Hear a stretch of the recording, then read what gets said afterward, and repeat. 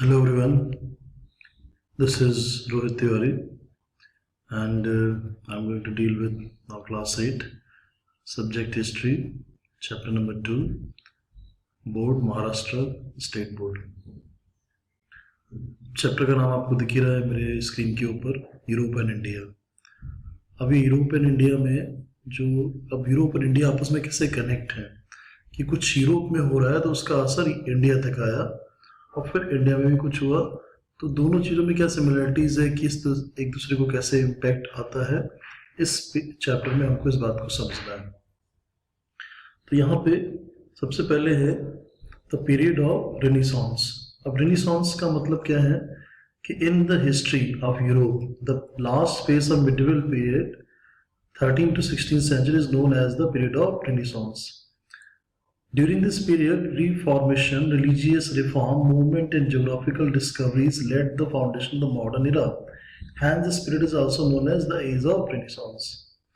तो ये जो लास्ट यूरोप में एक टाइम था 13 से 16 सेंचुरी के बीच में मिडिवल पीरियड का, मध्यकालीन युग का, उसके पीरियड को कहा जाता है पीरियड ऑफ रेनेसांस। रेनेसांस या रेनेसांस इसका मतलब सीधा है पुनर्जागरण, एक तरह से रीबर्थ। तो इसको थोड़ा सा देखते हैं कि Renaissance in Europe. The Renaissance was a fervent period of European cultural, artistic, political and economic rebirth following the Middle Ages, generally described as taking place from the 14th century to the 17th century. The Renaissance promoted the rediscovery of the classical philosophy, literature and art. The Renaissance was a period in Europe, as I told, in Europe making the transition from the Middle Ages to modernity and covering the 15th century and 16th centuries. It occurred after the crisis of late Middle Ages and was associated with a great social change. यानी एक मध्यकालीन युग से जब आधुनिक युग की तरफ आ रहे हैं, जब एक मध्यकालीन युग से आधुनिक युग की तरफ आ रहे हैं, मिडिल पीरियड से अब मॉडर्न एज की तरफ आ रहे हैं, तो जो ट्रांजिशन हुआ, जो आइडियाज का, जो कल्चर का, उस ट्रांजिशन पीरियड से हम बाहर निकल के अपने आप को रीबर्थ, एक तरह से हिस्ट्री को फिर से एक तरह से हिस्ट्री से जो अच्छी चीजें थी उसको लिया गया और एक कल्चर को डेवलप किया गया कि भाई ये हमारा हिस्टोरिकल ग्राउंड है, ये हमारा फिलोसफिकल ग्राउंड है, ये हमारा लिटरेचर है, ये हमारा आर्ट है, ये हमारा कल्चर है, ये हमारी आर्ट ट्रेडिशन है, पॉलिटिकल्स, ये हमारी पॉलिटिक्स है, ये हमारी इकोनॉमिक्स है। तो इकोनॉमिक्स इस तरह से कुल मिला के सब चीज़ों को एक तरह से एक पूरे का पूरा पीरियड जिसमें सब चीज़ों को मॉडर्नाइज किया गया। तो मॉडर्नाइज करने के उस पीरियड को हम कहते हैं the period of renaissance. Okay, तो इतनी बात तो समझ में आ गई रेनेसांस क्या होता है। आगे बुक में चलते हैं वापस कि बुक में क्या था। तो during this period the field of art, architecture, philosophy etcetera, there was a revival of Greek and Roman tradition which kept momentum to an all overall development. तो यहाँ पे ये जो हमारी फिलॉसफी थी यहाँ पे ग्रीक और रोमन की, which gave momentum to the an overall development, इसने एक मोमेंटम दिया। ये इसका राइवल था, लेकिन इसकी ग्रीक कल्चर, रोमन कल्चर ने एक तरह से मोमेंटम दिया पीरियड ऑफ रेनेसांस को। During the renaissance humanitarianism was given great impetus. There was a change in the outlook of treating each other as human being. Instead of religion, man became center point of all ideologies. तो वो जो यहाँ पे एक बात थी कि धर्म सब कुछ है, धर्म को थोड़ा सा साइड में कर दिया गया और आदमी को प्रमुखता दी गई, centre point of all ideologies. The reform movement spread throughout all sector of human life. अब रिफॉर्म मूवमेंट जो था एक तरह से तो पीरियड ऑफ रेनेसांस एक तरह का रिफॉर्म था, एक तरह का रीबर्थ था, अपनी हिस्ट्री, अपने कल्चर को समझना, जानना और उसको मॉडर्नाइज करने का। वो एक तरह से हर जगह पे गया। It spread throughout all sectors of human life through knowledge, science as well as different section of art. We can observe the discoveries of reform movement.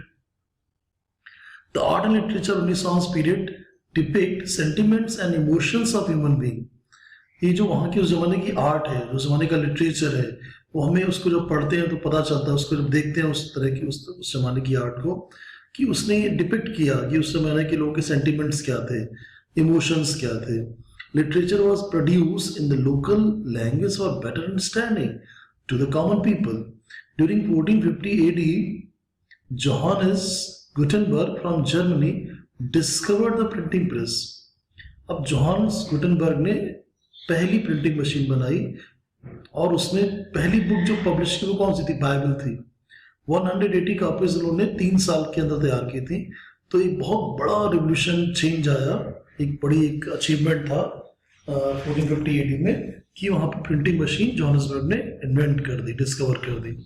अब उससे प्रिंटिंग से नॉलेज जो है, जो आइडियाज हैं स्कॉलर्स के, वो जल्दी स्प्रेड हो जाएंगे, जल्दी फैल जाएंगे। Due to this discovery, new ideas, concepts and knowledge reached to all the sections of society. तो ये तो हो गया पीरियड ऑफ रेनेसांस, यानी मध्यकालीन युग से हम आधुनिक युग की तरफ आते हैं। तो यूरोप में जो भी उनका कल्चर, ट्रेडिशन और आर्ट और जो उनका क्या कहते हैं कि पॉलिटिकल साइंस और उनकी इकोनॉमिक्स, उनकी हिस्ट्री, उसको उन्होंने एक तरह से थोड़ा सा मॉडर्नाइज किया और उसको थोड़ा डेवलप किया। और राइवल किसके थे? The rivals of Greek and Roman tradition. तो उसने इसको मोमेंटम दिया। तो उन्होंने अपना एक पूरे का पूरा डेवलप किया अपनी हिस्ट्री, जो उसको सब री रिटर्न, मतलब सही से सिस्टमैटिक ऑर्डर में उसको कैटेगराइज किया। अब क्या होता है? दूसरा होता है रिलीजियस रिफॉर्म मूवमेंट। अभी यहाँ पे क्या होता था, यूरोप में चर्च बहुत बड़ा पावरफुल होता था उस जमाने में, उसको रोमन कैथोलिक चर्च, RCC कहते थे। The independent intellectuals attacked the old religious ideologies of Roman Catholic Church. The Christian priests were taking advantage of the ignorance of the people and were indulged in unnecessary rituals. They looted the people in the name of religion. The movement that began against it is known as religious reform movement. To this movement, human freedom and rationalism gained more importance. अब यहाँ पे क्या हो रहा है कि जो यहाँ पे, लेट मी इसको हटाते हैं स्क्रीन को, यहाँ पे एक नाम आता है मार्टिन लूथर, जिसने रिलीजियस रिफॉर्म मूवमेंट को एक तरह से लीड किया। उन्होंने 95 थीसिस लिखी और इन्होंने एक न्यू टेस्टामेंट लिखा। जैसे बाइबल में 2 टेस्टामेंट होते हैं, ओल्ड टेस्टामेंट और न्यू टेस्टामेंट, और उसको विटेनबर्ग के चर्च के गेट पे जाके हैंग कर दिया, एक तरह का ओपन चैलेंज। तो जो लोग रोमन कैथोलिक चर्च के अगेंस्ट थे, उनको फिर धीरे धीरे क्या कहा गया? प्रोटेस्टेंट्स कहा गया। पहले अभी कैथोलिक्स थे, कैथोलिक्स के अगेंस्ट में जो आए वो हो गए प्रोटेस्टेंट्स हो गए। उन्होंने अपने अपने चर्च बनाया और ज़्यादा चर्च को इतनी इंपॉर्टेंस नहीं दी, खासकर रोमन कैथोलिक चर्च को। तो यहाँ पे क्रिश्चियनिटी 2 पार्ट में डिवाइड हो गई, कैथोलिज्म एंड प्रोटेस्टेंट्स। तो कैथोलिक्स हो गए और तो वो एक तरह से ट्रेडिशनल हो गए, ये मॉडर्न हो गए। ठीक है। अभी जैसे हम कंट्री देखें तो यूके जो है, यूनाइटेड किंगडम, अभी प्रोटेस्टेंट्स वहां पे ज्यादा है क्रिश्चियंस, और जो आयरलैंड है वहां पे कैथोलिक्स ज्यादा है। ठीक है, आगे बढ़ते हैं ज्योग्राफिकल डिस्कवरीज की तरफ। इन 1453 AD, the Ottoman Turks conquered Constantinople। अब ये जो था वेस्टर्नपोल को इन्होंने जब कैप्चर किया, वो अभी इस्तांबुल है, एक बड़ा शहर है तुर्की में, which was the capital of Byzantine Empire। अब जरा थोड़ा सा समझते हैं Byzantine Empire क्या है। ये जो Byzantine Empire है, the Byzantine Empire also referred to as Eastern Roman Empire, और Byzantium was the continuation of the Roman Empire। तो रोमन एम्पायर का जो ईस्टर्न पार्ट था, एक रोमन एम्पायर जो एक तरह से इटली की तरह पूरा रूल कर रहा था सदर्न यूरोप में, और उसका जो ईस्टर्न बाउंड्री थी रोमन एम्पायर का, एक ईस्टर्न ब्रांच थी, उसको बेजेंटाइन एम्पायर कहा जाता है। It was a continuation of Roman empire in the eastern province during the late antiquity and the middle ages. और इसकी कैपिटल सिटी जो थी वो कॉन्स्टेंटिनोपल थी। थोड़ा सा नाम डिफिकल्ट है, चलो इसका प्रोनाउंसिएशन देखते हैं क्या आएगा। कॉन्स्टेंटिन, तो इस सिटी का जो पुराना नाम है, आज का नाम है इस्तांबुल, और ये टर्की के अंदर आता है, लेकिन पहले ये रोमन एम्पायर का पार्ट था। तो इसको बोलेंगे हम इस सिटी का Constantinople. Okay, Constantinople.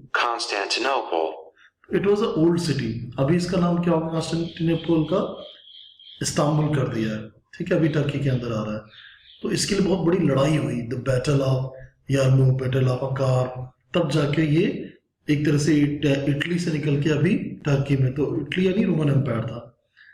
तो ठीक है, इतना तो बेजेंटाइन एम्पायर के बारे में हमने समझ लिया कि ये eastern branch of Roman empire था जो रूल करता था। बाद में जो लड़ाइयाँ हुई, खासकर जो ऑटोमन एम्पायर था उसके साथ इसकी जो लड़ाइयाँ हुई, तुर्क और इधर क्रिश्चियंस, नहीं they were not Christian that time, यहाँ पे उस जमाने में सब रोमन थे।